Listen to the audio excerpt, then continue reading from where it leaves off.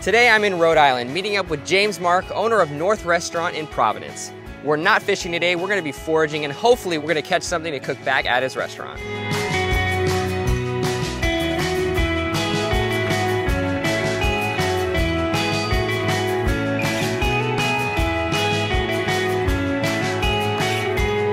Hey Byron. Pleasure to meet you. Good to meet you too, man. James and I headed out to Ninigret Pond, where he regularly comes to forage.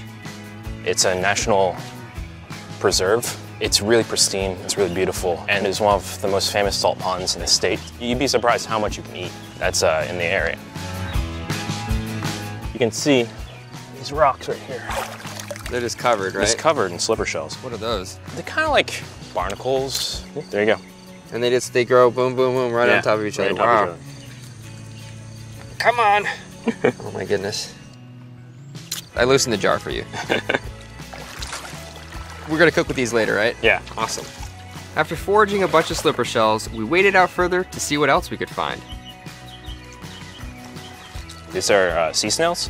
They're really delicious. I mean, this is a small portion. It's gonna be a series of these. Right. I'm just envisioning the prep. It's a lot of work. It's like telling your cooks, like, okay, this is what you're gonna be doing. They're like kind of scratching there. It's like, oh my goodness. Exactly. This is why there's so many of them in the area, because they've never been commercially harvested, really. Kind of a pain in the ass to cook and eat, but they're delicious. You just have to work at them a little bit more, right, than say a ribeye. Yeah, it did take work, and James and I spent the next hour foraging for these little guys. We got a ton of great stuff that we then took back to James's restaurant north. So I see the snails that we got today. Yeah, we have our slipper shells and our sea snails, and we're gonna put together a little marinated salad with it. And then we're gonna take all our shellfish and put it in the bowl. We have some mussels and clams that we steamed open earlier, some Napa cabbage that we've shredded. We're gonna add to this a little bit of our curry sauce. It's ginger, galangal, red chilies. There's a little bit of coconut milk to give it a little bit of fattiness. We're just gonna mix it up. We're gonna add a little grated green tomato. Now we have some shallots that we've pickled in lime juice. These are, we call them sexy scallions. They look sexy. They're making the plate sexy. I gotta have a bite of that. Going for a big bite. That's how you know a guy worked in a kitchen. Huge bites. The layering flavor is great. Like I said, I'm a sucker for pickles right away. That's the first thing you taste is the pickled shallots. The seafood flavor is like packed. After making the seafood salad, I headed out to the dining room where James sent over a bunch of his favorite dishes. Dan Dan noodles with goat and squid, a raw fluke dish with charred tomatoes, and a summer squash and pear salad with chickpea dumplings. I'm gonna try the Dan Dan noodles. You got some calamari in here, wonderful texture. Let's try the fluke now. I love the preparation of the fluke. It has a nice charred top, but on the bottom, almost sashimi style. This whole dish is playing off of charred flavors, acidity, and really tender fluke. Hey man, that was everything. This is incredible. The consistency going on here. Nice crispy raw aspect to a cooked aspect. Well, we try to take things in extremes. If we're gonna cook something, we're gonna cook it like really hard and really fast. And then on the other side of it, we like to keep things nice and bright and fresh and raw. I really enjoy the concept of this fluke dish. And this gives me a lot of inspiration for the dish that I'm gonna be making. I'm gonna be playing with sea bass and sort of like a warm potato salad. Hey, thank you so much, James. Yeah, stop by anytime.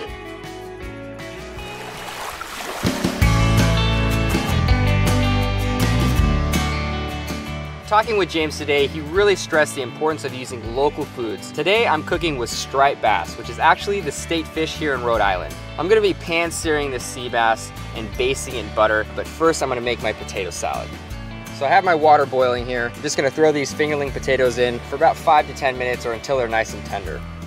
Meanwhile, I'm gonna start slicing my parsley. Let's give it a good chop.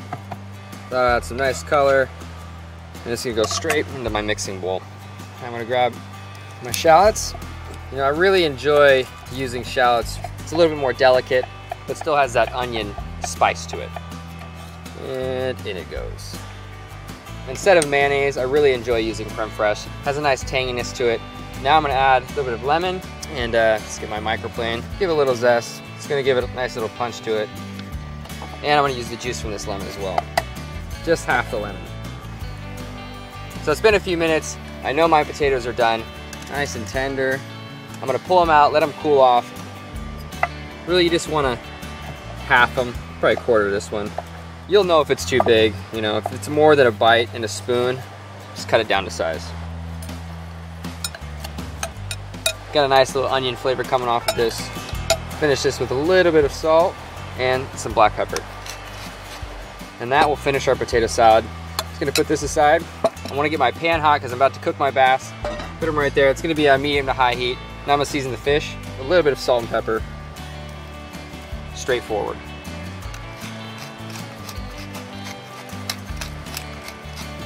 Flip it over, get both sides.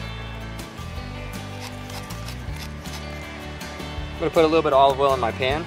Gives a nice even coat. As you can see, the sun's setting, dinner time's approaching, so I gotta get this sea bass cooking. So now I'm gonna put the bass in the pan, skin side down. And I really enjoy cooking with skin on the fish. It retains some of that fattiness, keeps some of the moisture in. So while I'm waiting for the skin to crisp up, I'm gonna get all my basting aromatics in order. A little bit of crushed garlic, just 1 clove will be good. And a little bit of thyme, just a few sprigs. Now I'm gonna flip the fish over. I'm gonna add my butter. 2 good slabs. Gonna add my garlic, thyme. Now I'm gonna start basting my fish. And with every pass, the butter's just gonna get hotter and hotter, infused with that garlic and thyme, and start cooking the fish from the top down. I don't know, there's just something about basting. You feel connected with the food as you're cooking it. So these guys are done. This piece of bass is gonna go straight onto the plate. So beautiful. Now a little bit of the potato salad. And that should be good.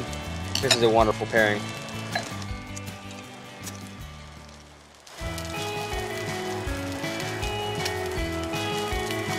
All right. Now I'm gonna give this guy a taste. Honestly, I don't think I could have timed this any better. The sun is setting and it's dinner time. Fish is great, really moist. This potato salad's killer. Nice and zesty.